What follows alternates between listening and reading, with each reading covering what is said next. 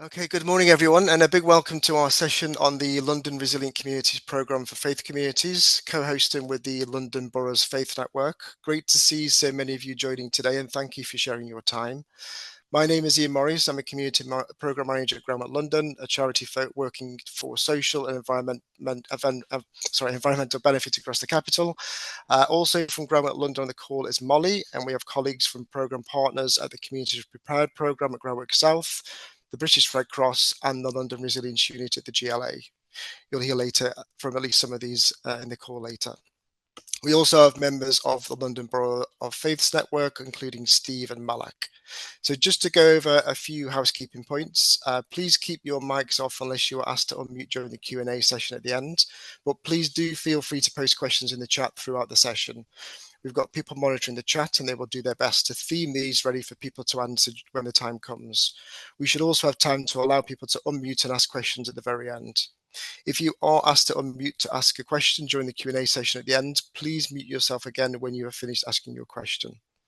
The session is being recorded and will be posted on the programme webpage soon afterwards to help benefit others who were unable to join today's session. Feel free to have your cameras off if you prefer, though it's always nice to see people's faces. We'll be sending a follow-up email to everyone that registered for this call, including the slide deck that gives more information about the programme. So I'm now going to pass over to Steve Miller from the London Borough's Faith Network, who will set the context for this session. Steve, over to you. Okay. Hi, everybody. I'm Steve Miller, Chief Exec of London Borough's Faith Network, LBFN. Some of you know us very well, but some of you may not know us. We have one main but very extensive function, and that is to be a bridge between London's faith communities and public sector partners, including local authorities, emergency services, health services, and others. So why do we need all of us to think about making an emergency plan for our communities?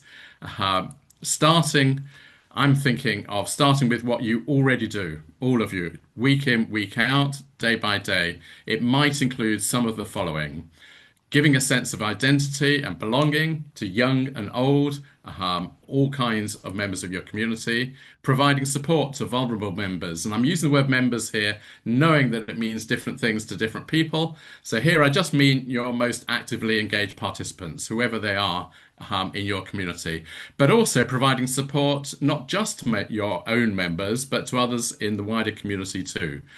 We provide a range of social, welfare, cultural and economic programs for your members and others, people who have lived in the community for generations and also newcomers to the neighbourhood. And you might already be involved in civic life, working with your local borough, police, NHS or others. You might be doing this by yourselves or together with other faith or community groups. And we know that in hard times, it's faith groups who stick around, who are always there, notwithstanding economic and social challenges. So building resilient communities is all of this, and it's more. It's how we respond to both expected and unexpected challenges. So the expected, for example, we know every year there will be climate-related challenges, hot weather, drought, freezing cold weather, floods. So I'm going to ask you, this may not be possible, to put your hands up, digital or just waving, if you have a good idea of who the vulnerable members of your community are, who you reach out to check in with when it's very hot or very cold. And because of the way the screen is going, I can't necessarily see the hands. I can see a few hands. So I know some of you are doing that, maybe all of you. Also put your hands up if you run any activity or program which enables people to come in to a welcoming environment or space when they might be struggling at home. I'm also now just having a look. I can only see a few people on my screen, so I'm hoping you can see more. And finally, hands up again if these activities include non-members, anyone in your neighborhood, whether or not they are actually connected to your group. So we're doing this all the time. And those are the expected things, and they're really, really important. The unexpected comes in many forms. Every year, excuse me, every year we know there are fires, there are building fires or wild grass fires which impact people and our communities. Um, Even a small fire, or in this case, a domestic explosion, can have a big impact. If you remember in southeast London, Galpins Road, sometimes it was called Thornton Heath, in 2022, a gas explosion tragically caused the death of a young girl and the evacuation of about 80 homes. People who were already in shock had to leave everything in a second.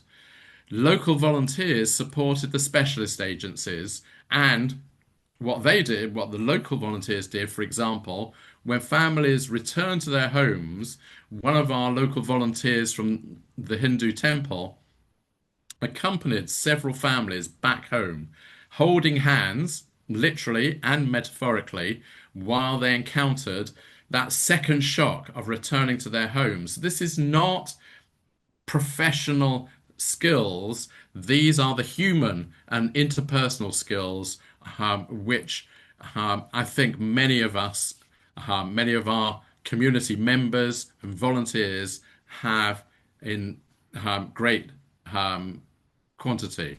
Sometimes, thankfully, very rarely, a fire can be a Grenfell type fire with mortal impact on dozens of families and life-changing impact on hundreds more.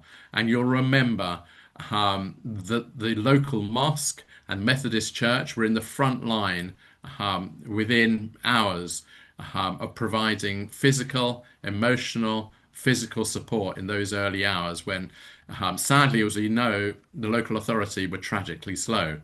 And including, they were doing things they never imagined, such as ensuring that the press didn't intrude on the personal grief of the families affected.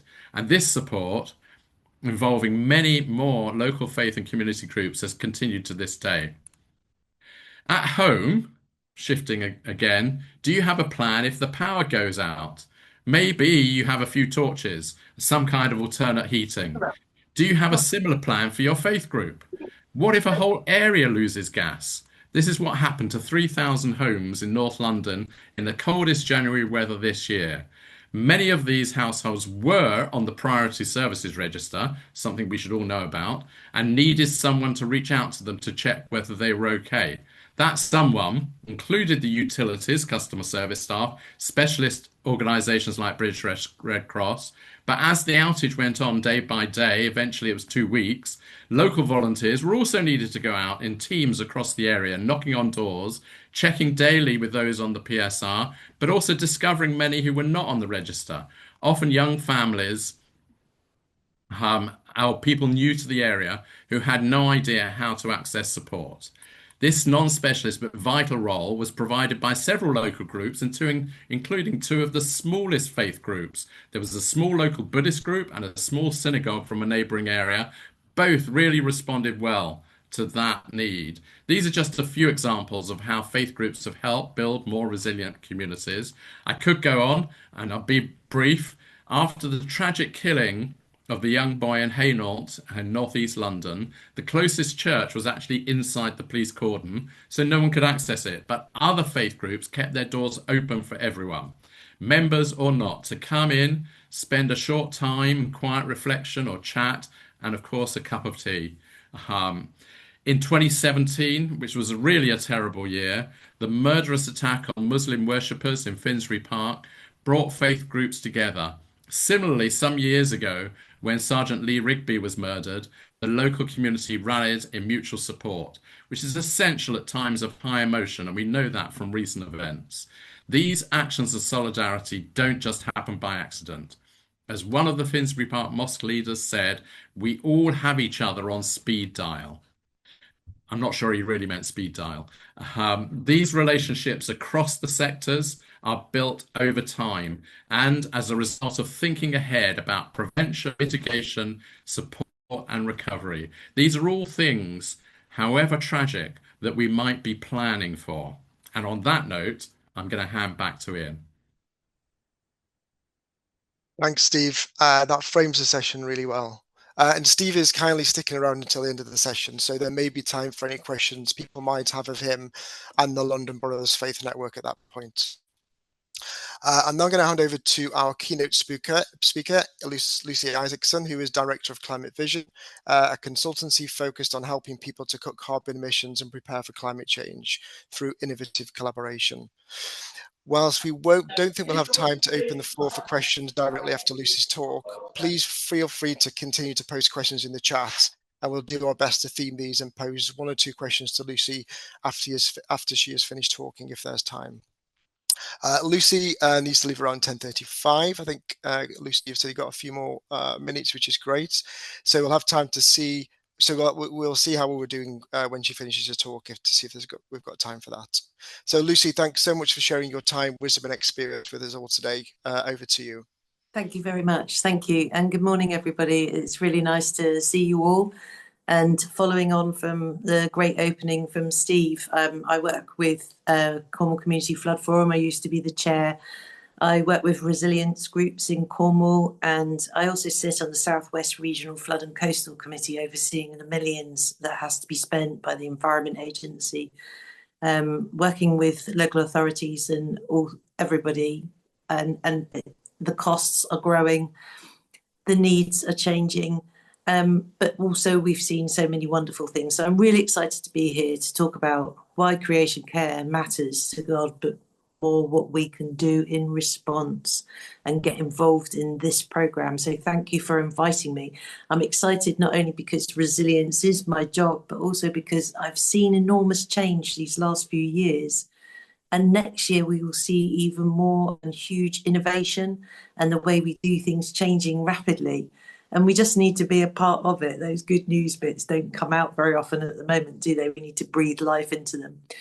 The bonuses today is we get a chance to be ready for this. We've been brought together. This is brilliant. Quietly now we can settle our differences with some of the changes, because no one really likes change, particularly where I come from in Cornwall.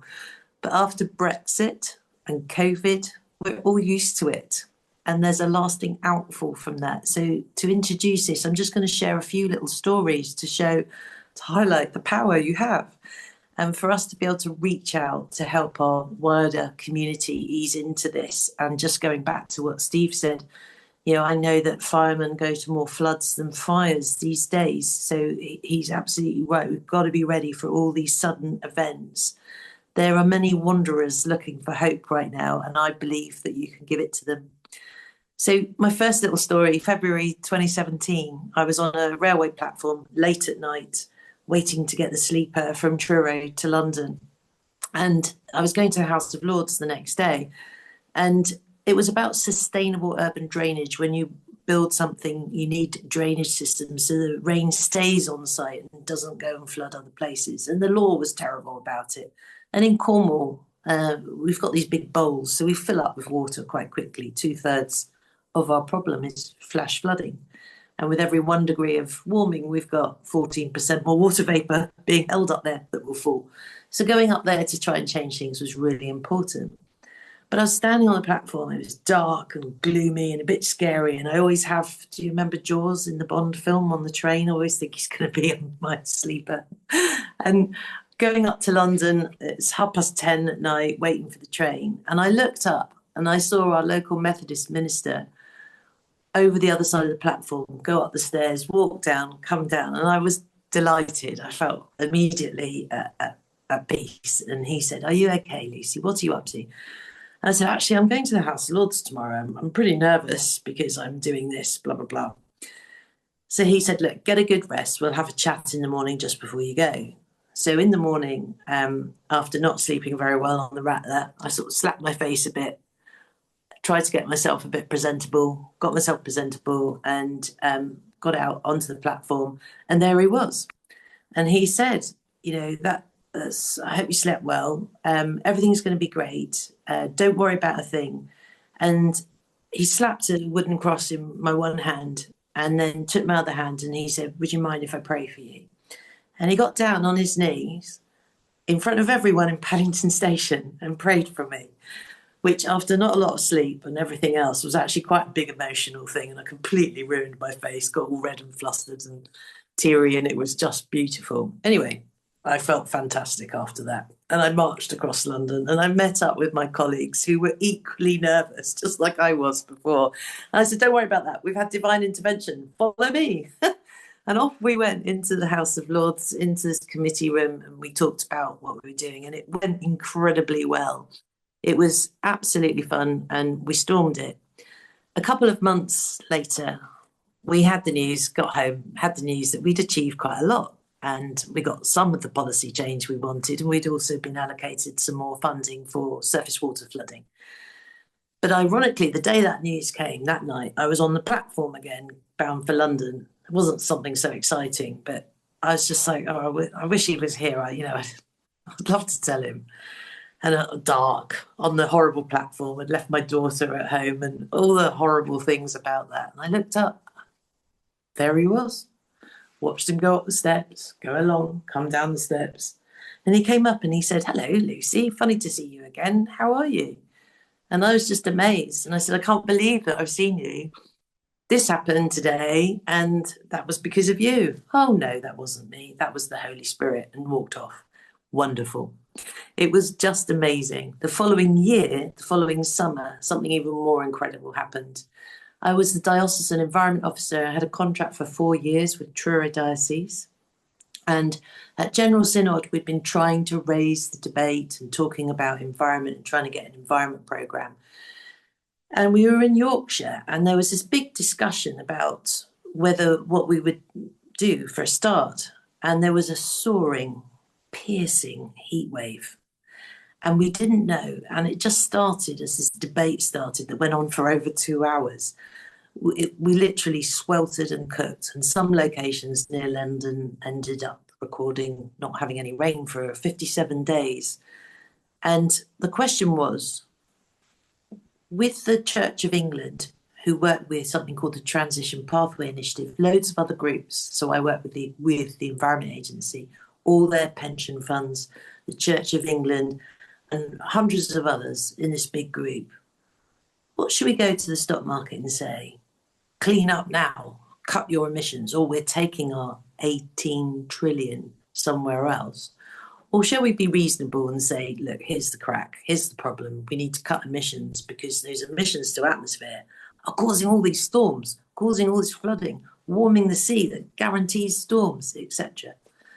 And after this 2-hour debate, ironically, in a heat wave, they decided to go for the 5-year thing. Can you imagine? And then the Church of England, Emma from the Environment Agency, all these people went to the stock market to say, and they opened the stock market and said, you've got 5 years, clean up, or I'm afraid we're going to invest in different things. Such huge power. And that was back then. That was quite a long time ago. And it was incredible while people were just waking up to the cause. So then fast forward a bit more to February 2019. We'd been trying to get an environment programme for every diocese across the country. And I didn't get too excited because it was really a long, hard task. And we've been trying since 2016. So getting on to the 3rd year, it was hard work. But we, that's Andrew Yates in Cornwall and myself, worked with Brian and Enid from the London Diocese and Bishop Nick of Salisbury.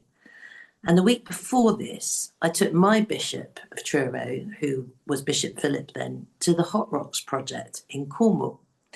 And this is where we've drilled these great big holes and we throw water down it and it comes up hot. It hits the granite and we can harness energy from that. And my bishop was busy writing a report at the time about persecution of the Christians. And at the Hot Rocks project, he met this big, giant, gruffly miner who, talking about the geothermal work, suddenly said, oh, you're doing a report about the persecution of the Christians, aren't you? And he said, oh, yes, you know about that. And he said, yes, yes. And then he gave details about where he'd been mining in other places in the world and had experienced this. And this was really, really big deal for our bishop, and chuffed to bits that just down the road at this geothermal site would be this miner that would really help him with some of his work. Little did I know that our bishop would storm synod the following week with his maiden speech. He said he would know nothing of the most exciting sustainable energy projects were it not for our diocesan environment programme, and taking energy from something like that rather than fossil fuels that cause things with the atmosphere that none of us want to have to live through. He was saying these things were happening already, and it opened his eyes to the possibilities. He said, "And who are the prophets of our age who are sounding the clearest warning about this?" Remember, this is February 2019. "It is not, I fear, the Church of God. I suggest it's rather the school children who were out on the streets last week, children who were chided by senior politicians for doing so. Well, I will not chide them. I'm with them, 100%. The vote was astounding. I think we only had one hard abstention. General Synod set a target for the Church of England to become net zero by 2030. So as I said, I live in Cornwall, and I think we have problems. But think on our Celtic saints, St Cadoc, St Morgan, St Brioc. They walked a route to talk about Christianity, about 550 AD, thereabouts. It was actually very brave and exciting, but actually it was a bit of a miracle. Significant events happened around then, signalled in the ice cores that we pull out of Antarctica, bubbles that tell us the past history. They told stories of dreadful plague, famine and dust that wreaked havoc with their lives. Apparently, they experienced the biggest volcanic dust clouds and climatic consequences observed in the last 3,000 years. Agriculture stopped, cities collapsed as 5,000 to 10,000 people died every day. And having survived to tell the tales, to arrive in Cornwall back then when a third of the European population had been wiped out by the plague was a significant deal. How far they were willing to go for the sake of their faith. And as the people fell and nature took back its role and turned croplands into forests, how many of us are willing to give up everything we know in our current life and take up a new life and open our minds to new ways, and particularly how to cope and live with them? Perhaps you can offer a place where people of all faiths and of none can come together to work on creation care and to respond to human need. How can we turn this into something we can do today? Our government's 25-year environment plan is super great and says, get young people into local spaces of nature. We can take responsibility for the part we play, and we can inspire them with that and with many things that come from that. But most of all, the contents of this programme that you're going to hear about today. We can do what we do best, hold their hands, speak up and strive to safeguard the integrity of creation and cherish it. Many of you have responded to God's call to live a life that is caring and restorative. And as a messenger of God, speak for him at this time when people need hope to build their way out of this. It is by faith and action together that his very good creation can be restored. And I have real faith in what's actually happening right now. And look at GB Energy, it's the 5th mark of mission in action. Please believe and have a look in some of those things. To conclude, I'd like to share, when General Synod debated the environment, only one person spoke against the Truro and London Diocese motion, saying a few people couldn't make a difference. Our London partner, Enid Barron, responded by asking if as Christians we'd be here today, if a handful of disciples who witnessed the resurrection had thought we can't make a difference. Thank you very much. Wow, thank you, Lucy. So great to hear stories, especially positive ones that bring the topic and theme to life. Lucy, can I just check? Have you got a few more minutes? Is that right? We've got 5 minutes. I have, yes.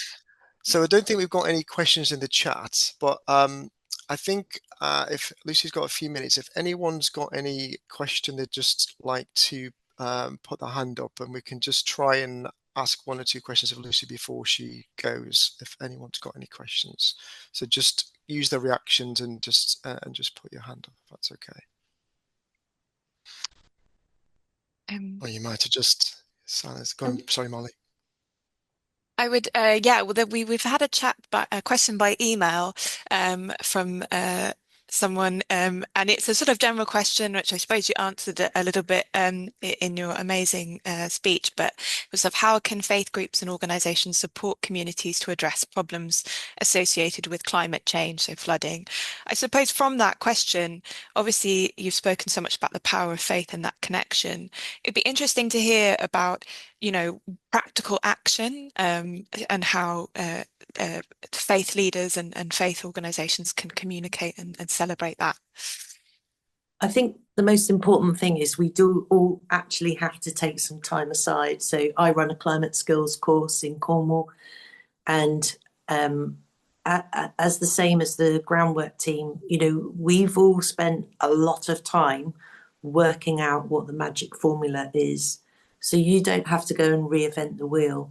And when we look at things that you can do about the environment, there's usually 356 things you can do. And actually, for somebody who hasn't studied climate science, for somebody who hasn't had that experience, this is a bit daunting. You've got to make it really short and simple. And it's important things like in our climate school, the most important thing is you're here and you're going to learn about the programme today, and just being with people who don't need to reinvent the wheel, know what they're doing. You're in a fantastic place. So, please do follow the programme. If I had a wish, it would be for every single person to fill out the Environment Agency's personal flood plan. The first 10 minutes are really, really boring because you've got to get all your insurance documents and your policy numbers and everything.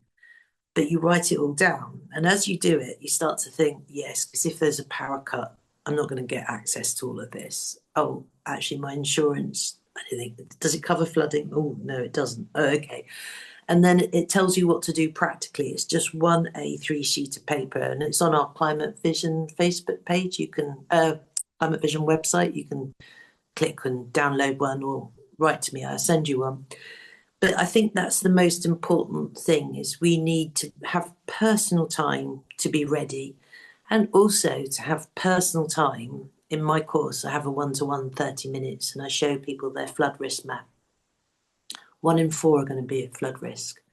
So if you're lucky to be the 3 that aren't, for sure you're going to pass through a flood risk to get to work. For sure you're going to go through something. You're going to experience it. So we need to take away and trauma. I deal with people. I could take you to 2 men's homes, bigger than me, big, strong men, that when it rains, they weep because they flooded and they didn't know it was going to happen. They never thought it would happen to them.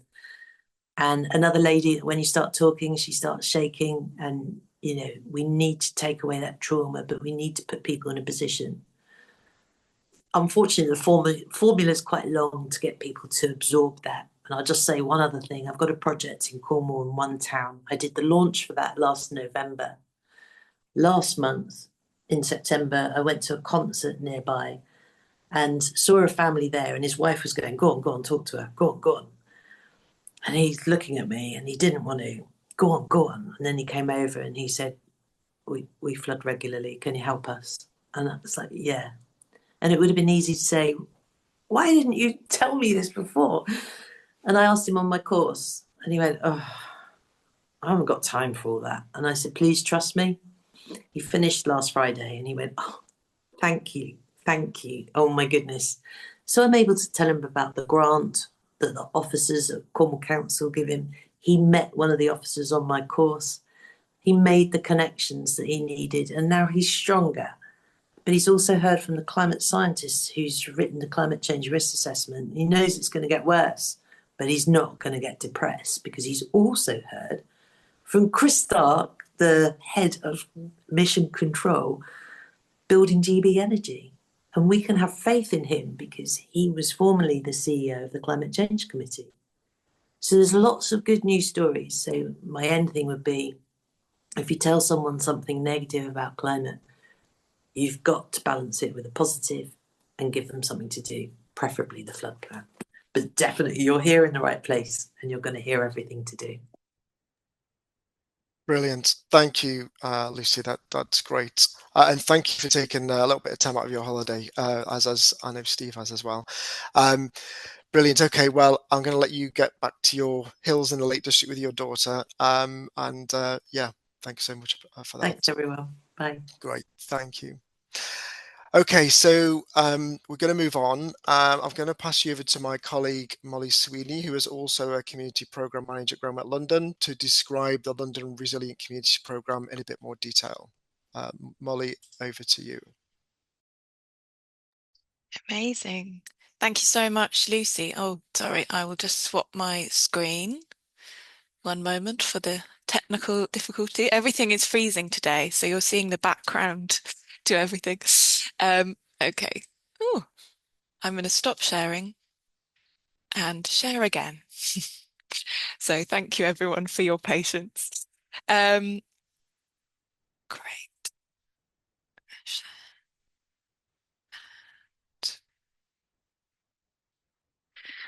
So I'll just start as I'm doing that and my computer's sorting itself out. I'll say that thank you so much to Lucy for that amazing presentation talking about the power of faith. This bit of the presentation is a little bit more practical and a little bit what the program actually is, which is not as exciting. I will just start by talking about what is community resilience. So community resilience is the ability for communities to prepare for, respond to, and recover from emergencies. So put another way, resilience is the ability to experience a crisis or emergency, but have the skills, preparation, and relationships to cope for it. And as Steve Miller talked about, it's about that idea of the person, having that, their community members, the fellow people on speed dial, who they can support with other faith leaders, other community leaders when they're facing an emergency. And I will just hopefully brilliant.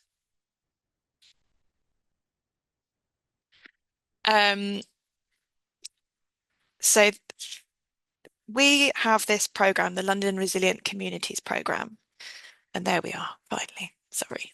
So this is the program, the London Resilient Communities Program, and it's a program of online training and resources from experts in resilience, and also a small grant program. And I'll go into more detail now, but that's the kind of overview of what the program involves. And this is the emergency cycle. So we're talking about preparing for, responding to, recovering from emergencies, and also thinking about how we can mitigate those emergencies in the future. And of course, faith organisations and places of worship, as we've heard from Lucy and from Steve, have such a key role in responding to emergencies.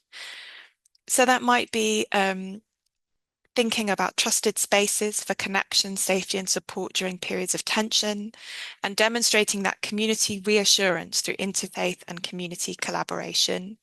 Spaces open for all for quiet reflection and prayer, connecting to the public services and specialist services, and bringing that bridge and bringing that piece of trust for communities, being a kind of bridging and a demonstrator of trust between communities and the statutory services. A source of volunteers to support the wider community during emergencies. Listening, befriending and psychosocial support, and knowing when and how to signpost for more specialist support. Also that practical support, including food and clothing and community interpreting, and obviously culturally and religiously appropriate food, and things like prayer mats, books, so Bibles, other important things for faith communities. Holding events to gather people together, including in the recovery process, listening sessions to capture views and experiences, and also looking to become community resilience hubs. So we may have remember this phrase from COVID, that we're all in the same boats. We're all in the same storm, but in very different boats. And we know we don't live in an equal society, and we've seen that through things like COVID-19. And we know that communities which are affected by racism, ill health, prejudice and discrimination, disability, poverty, and poor housing are first and worst affected by the challenges that we face. And through this program, we really want to connect with groups that are less heard, less supported, and who have more struggles. And we know that their strength and resilience can bring so much to the program. We want to support communities to build on the resilience which they already have to feel more confident in responding to emergencies. And of course, we can think about, the events of this summer and last summer with community tensions and then wars overseas and the impact that has on communities in London. And today we're thinking obviously about people in Jamaica who are impacted by Hurricane Melissa and obviously the impact on the Caribbean community in London. And when we think about emergencies, we are also thinking about emergencies overseas and that impact that that must have when you're thinking about your family members, friends, think about how you can support them and how your faith community and your place of worship can provide that emotional support and also that signposting of how best to support those living overseas and facing challenges. So how did we get here? Why are we doing this program? So we're living in times of increasing emergencies. We know that the climate crisis, as Lucy discussed, will lead to an increase in emergencies, but this program is also about other challenges that we might face. So Steve talked about power outages and also about fires, which obviously the climate crisis can contribute towards them. We know that communities and particularly faith communities respond to help those in need and emergencies. And one thing that's really important to us to communicate and say is we're not coming in saying, have you thought about helping people in communities? Because obviously that's not something you'd ever think about doing. We know absolutely that that is a core value of Londoners generally and of faith communities. And this programme is funded by the London Resilience Unit from the GLA. And we've heard from, and they've heard, and we've heard from communities that they need support to engage in resilience work, training, resources, and financial support.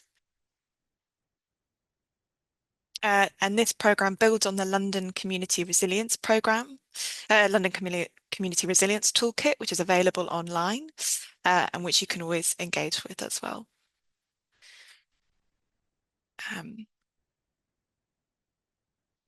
And the community resilience hubs, we had a kind of pilot venue mobilization program, and we're building on that in the community resilience hub aspect of the program. So this is simply what we want to achieve. It looks a bit more simple than I'm sure it will actually be for all of us, but we've got two really clear aims for this program, which is that faith organisations create community emergency plans. So we heard from Lucy about the personal emergency plans and that thing that you might have, and maybe it's a formal plan or maybe it's just, something you've scrawled down. I think that's what I've got, something a bit scrawly. But just that plan for what you do in an emergency. And we know that places of worship, faith communities are there, a key source of support. And what would you do in an emergency? And do you feel confident? And do you have that plan in place? And the other aim is that places of worship that serve communities become community resilience hubs. And through this program, we will provide the support, the advice, training and resources to enable communities to take part. And we'll also have a grant program, which will open as well. And engagement in the program will be led by faith communities with their interests, priorities and values being integral to the work undertaken. This is definitely going to be led by you and what you want to do, how you want to serve your community in emergencies. And what this program will involve, so online training and resources on different hazards, including flooding and extreme heat, and then on other topics such as volunteering and community engagement. And we'll also have a small grants program, which will support communities with a structured approach to become more resilient. And as the program progresses, we'll learn from communities, feeding into a review of the London Community Resilience Toolkit, as well as engagement with the new London Resilience Equalities Partnership, which you may have heard of. And this is just briefly on our values. the program's values. So it's supportive. It's here to help you and provide the support that you need. It's community-led, so it's shaped by your priorities and values. And it's impactful. The real aim of this programme is to empower groups across London to make a difference at scale.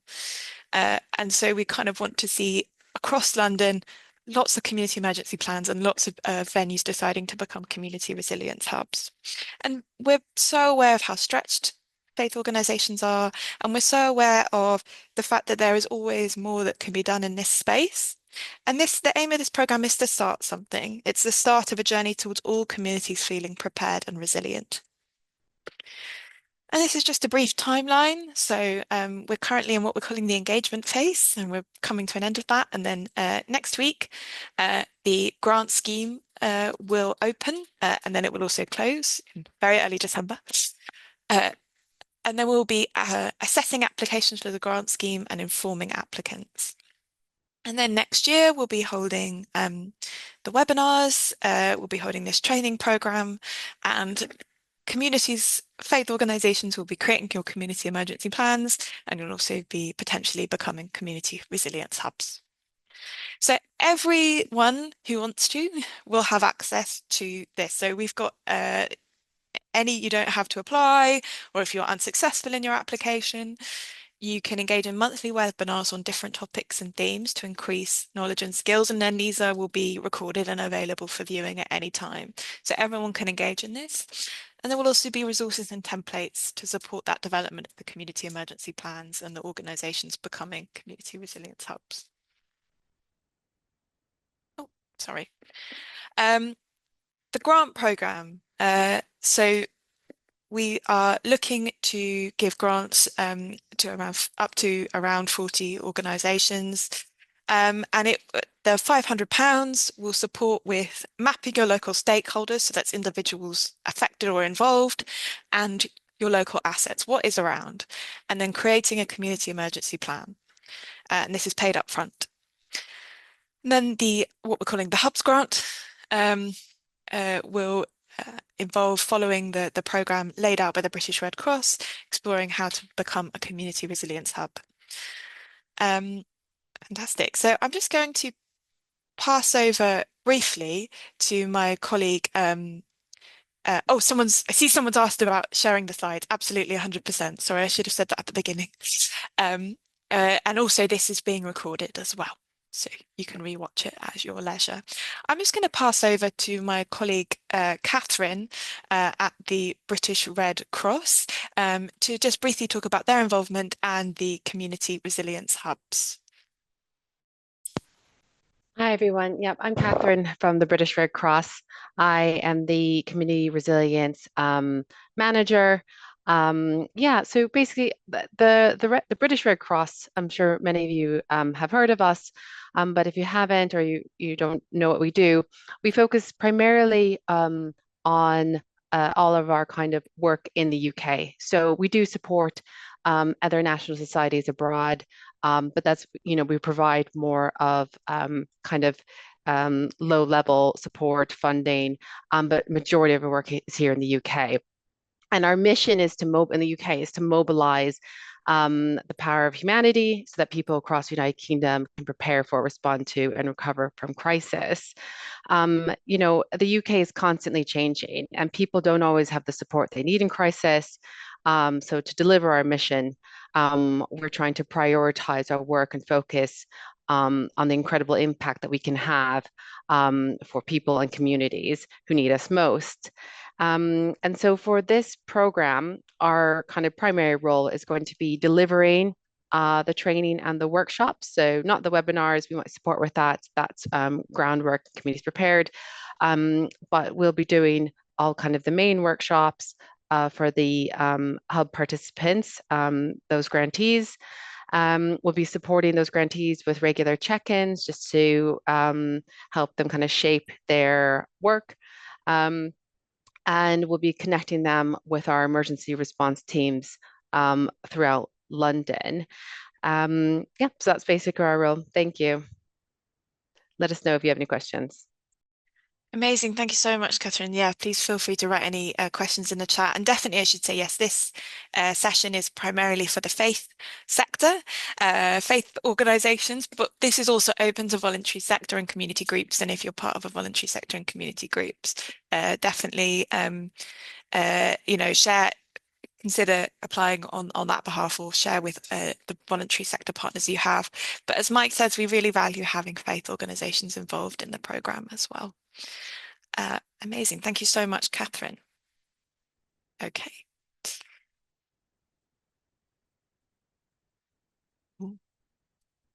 There we are. What to do now? So we have, some of you may have signed up to our program that's on the website, and I'm sure colleagues will post in the chat as well. So you can sign up to hear updates when the grant program is going to go live, grant scheme is going to go live, and also hearing about the webinars. So we promise not to have, I know we've all got many newsletters, I promise to be very, very focused email updates with the key information. Have a look at the London Community Resilience Toolkit. It is there. It's there for you to start thinking about resilience, and it's absolutely a journey. So it's something that will take time and know, and it's great to feel like you're taking those steps. So definitely recommend having a look there. Consider applying for a grant. We're really working hard to make it as easy as possible. We recognise that it's a small grant offer. And as you know, many of us write grant applications as well, so we've tried to make it as easy and straightforward as possible for you to complete it. And it will open next week and then close in very early December. You can also get in touch with us if you have any questions, and then we'll have a Q&A session as well in a moment. And please share far and wide about this program to help spread the word and benefits of the project. You might be thinking of an organization or a group or a faith group that you're aware of who maybe aren't aware of the events like this, and you think that it would benefit them. Please talk to them about it. Please come and share this at any kind of forums you're part of, and we'll share lots of information about how to do that as well as this presentation. So yeah, really keen to hear as many people as possible getting involved and hearing about the program. So that's where we are. So we're now at our Q&A. So essentially, if you've got any questions, would be really great to hear those. So I will stop sharing and see what questions there are. Yeah, so we don't have any unanswered questions in the chat, I believe. So we've got a few minutes. So if anyone's got any questions around the program, or if they even want to ask any questions of Steve, because I know there was no time for Q&A for Steve when he finished. If you can use the usual reactions to put up your hand, and then we'll try and get to you. Oh, Mike, do you want to come in? Sure. Hello, everyone. I'm another staff member, so I don't have a question, but I just got something I wanted to add. So my name is Mike. I work for Communities Prepared, another one of the partners supporting this program. And it just occurred to me that when we talk about reacting to climate change and protecting communities through resilience, that it is potentially a little bit of a scary topic. So what I just wanted to reassure anyone on the call, if there are any worries or concerns about engaging in something that you may not have experience of the past doing, is that it's actually the most important thing to be able to do this work is your reach and your work with communities, not your knowledge, etc., around emergencies and resilience. So just really wanted to emphasize that you will be supported by people with expertise who do know that work really well. So if there is any concerns at all about not having that kind of background, please don't let that put you off. I just wanted to kind of add that bit because that's really important. Thank you. Great, thanks, Mike. Ian, would you like to come in? I think you were first to put your hand up. Yeah. If I could just apologise for I only came in really a few minutes ago because I've been dealing with a problem at the local food bank. No, I only heard the end, but I mean, I've obviously looked at some of the stuff, and I've just downloaded the toolkit and everything. But I don't know how to put this, but because I'm the convener of the Ecumenical Borough Deans group in Hackney, and also co-chair of the Faith Forum. So I know our scene pretty well, and I just can't see hardly anybody beyond a very powerful church that exists in Hackney having the resources to do anything very much.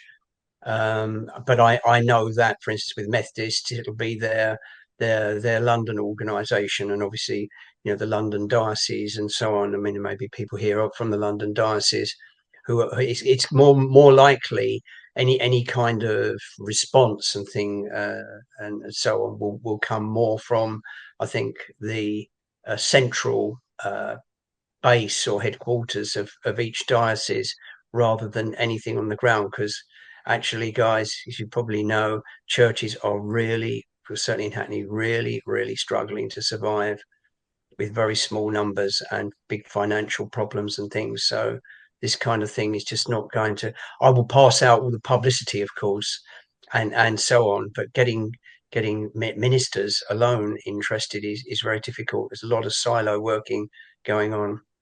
Well, thank you So for it's a sharing bit that, negative, Ian. but I see that yeah. colleague Steve has raised his hand, so I don't know if you wanted to come in on that, Steve. And that wasn't the reason I Sorry, raised my Steve. hand. No worries, then we'll answer. Sorry, I didn't mean to put you on the spot there. No, I will. No. So, you know, Ian and I know each other very well. Yeah. And I 100% agree that people are under pressure at the moment. And the reason I did raise my hand was actually to say that this is not the only program. And, you know, I don't want to take away from this presentation too much, but to say that there are other people and other organizations, and we're all working together. So I think partly it's about the local groups finding ways of either increasing capacity through volunteers, which is really difficult at the moment. And I think since COVID, that has been really difficult, but it's not impossible.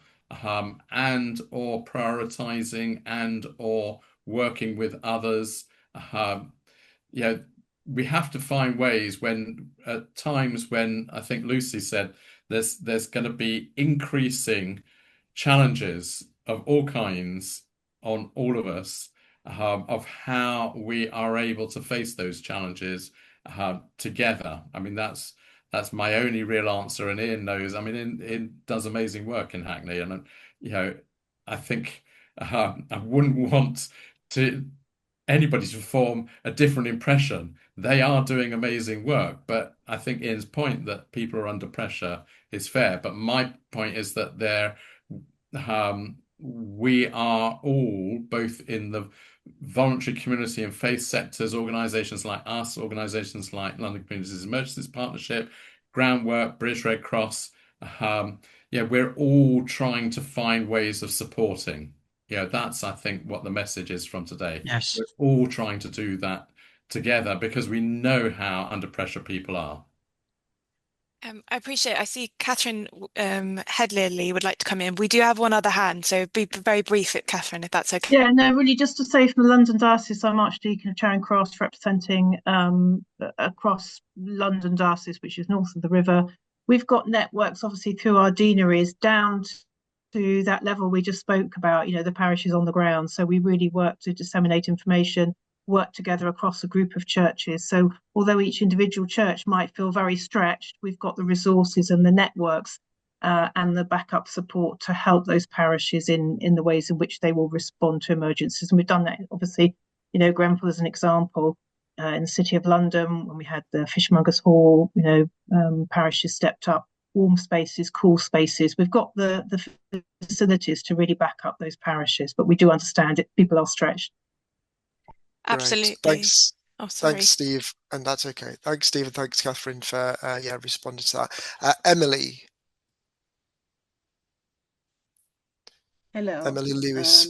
Just trying to find my camera back. That's okay. We can hear you now. Yeah, go ahead. Okay. I'm trying to remember what I was going to say now. Right. So I was going to say in regards to the support, we do a bit of support already. Not as big in comparison to what I've been hearing, but we provide warm spaces, we provide coffee mornings, we've also done food parcels before, but we're limited in regards to the numbers in our team. We're a small organisation, but also to do with the funding, because a lot of the things we do are self-funded. So I want to, I guess, know a bit more about how we can find support in these spaces, and what is the expectation really, like if we were to apply for the grant funding and so on. Are we expected to be doing these big elaborate things, or can we continue? Would it help towards what the work we're doing already, for us to do it a bit more better and have more people? Yeah, so that absolutely the aim of this program is to support you in what you're already doing. And it might be that, you know, through the program you decide to expand your activities and look for additional funding, but it's not about, you know, there's no big expectations of, you know, suddenly you're scaling up your operations. It's going to be led by you and your aims. So next week, the grant information will be published and there'll be a lot of clarity about what is involved. But for example, creating a community emergency plan, it might involve thinking, well, we run this coffee morning. If we were not able to run the coffee morning, what would the impact be on the community members who come? And if, you know, lots of people in our community who maybe we're part of a WhatsApp group, who would be the people we want to signpost them to? It's not about, you know, and there's absolutely no expectation, for example, that you'll be replacing those statutory services. You're going to be, you know, maybe building a relationship or, you know, having that, you know, I know who the emergency planning team at the council is, for example, but it won't be about your sweeping in and getting involved. One way I've been thinking about it is first aid. You know, I'm first aid trained, but when the ambulance comes, I'm stepping back and letting them take over. And that's definitely one way that you can think about your response. It's fitting into something that is already there and within your kind of needs and aspirations and values as an organization and capacity. So I'm conscious of time. But yeah, thank you so much everyone for attending, and I'll pass back to you, Ian. Sorry. No, thanks, Emily, for the question, and thanks, Molly. So we've come to the end of the session, and we want to respect people's time, so we need to bring it to a close. Just to say thanks again to the London Borough's Faith Network for co-hosting the session with us, and to our speakers, Steve and Lucy, and thanks to everyone that has joined for showing an interest in sharing your time today. If you could follow up on those calls to action, which Molly outlined at the end of the presentation, then that would be great. So signing up to the program, for example, if you've not already done that, and we'll be in touch with a follow-up email soon, including links to the slides. So just to say big thanks from us again, and enjoy the rest of your day. Thank you all.